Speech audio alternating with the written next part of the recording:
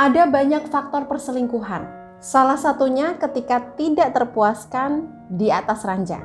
Sebenarnya faktor ketidakpuasan ini bukan faktor yang menyebabkan perselingkuhan, tapi ketidakmampuan pasangan mengungkapkan ketidakpuasannya yang kemudian memunculkan rasa kesal, kecewa, tidak dihargai, tidak didengar, dan memunculkan celah perselingkuhan. Karena perselingkuhan itu sebenarnya adalah akibat, bukan penyebab.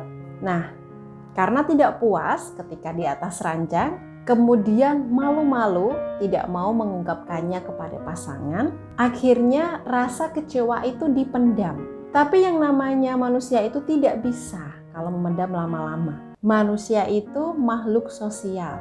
Jadi kalau ada apa-apa mereka cenderung curhat. Nah, bahayanya di sini. Ketika dia curhat pada orang yang tidak tepat, yaitu lawan jenis. Curhatnya bukan pada konsultan rumah tangga, bukan pada psikolog, tapi pada temannya sendiri yang notabene itu lawan jenis. Lawan jenis itu kemudian memberikan kenyamanan, memberikan ruang untuk bercerita dan didengarkan.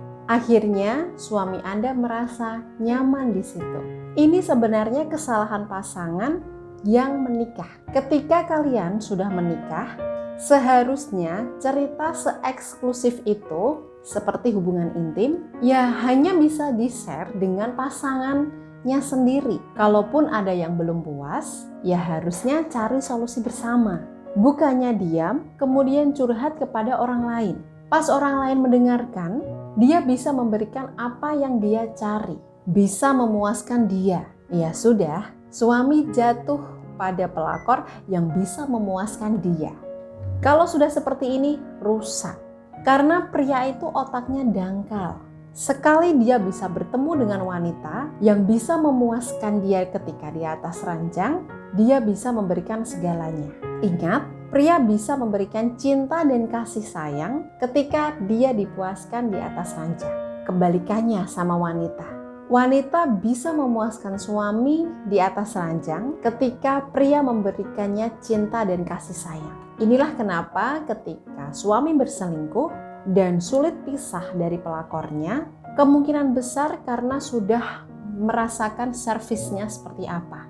Makanya suami Anda langsung jor-joran di situ.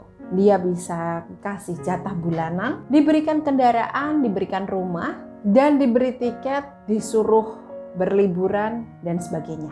Ketika perselingkuhan suami Anda sudah ada kondisi seperti ini, waspadalah. Bagaimanapun caranya, Anda harus belajar jadi pelacur untuk bisa membuat suami bergairah dan memuaskannya di atas ranjang. Dengan izin Tuhan, jalan Anda untuk mengembalikan suami pada keharmonisan rumah tangga akan lebih mudah. Tapi Mbak Meida, jangankan memuaskannya di atas ranjang, disentuh saja sudah tidak mau. Bagaimana membuat suami mau ketika diajak? Nah, kuncinya ada pada diri Anda sendiri sebagai wanita. Keinginan untuk berhubungan intim dari suami biasanya tumbuh dari kepandaian seorang istri dalam memilih pakaian. Dan akan lebih menggoda lagi kalau istri pandai memilih aroma parfum yang pas, yang cocok dimanfaatkan pada malam hari untuk membangkitkan syahwat suami. Rangsangan berupa pakaian dan juga parfum bisa mendorong suami untuk mengajak Anda bermesraan. Nah, ada nih wanita yang ketika pakai parfum di kulit, kulitnya jadi sensitif dan tidak nyaman. Kalau seperti itu, tempatkan saja aromaterapi ini di kamar Anda. Ini namanya Olensia Sakinah. Minyak esensial dengan bahan alami yang membantu menyeimbangkan sistem cakra Anda. Karena aromaterapi dengan energi positif dari alam ini akan mendatangkan kesan segar dan wangi yang membuat Anda dan suami menjadi lebih rileks. Emosi yang meledak-ledak bisa diredam. Misalnya, suami pemarah dan kasar, atau istri suka bawel, suka menuntut, dan aroma ini bisa merilis energi negatif itu. Aroma menenangkan ini insya Allah juga bisa membantu meningkatkan gairah suami untuk berhubungan intim dengan Anda. Nah, kalau Anda tertarik memanfaatkan Olensia Sakinah ini demi keharmonisan rumah tangga Anda, silahkan bisa melakukan pemesanan di nomor yang tertera di layar berikut.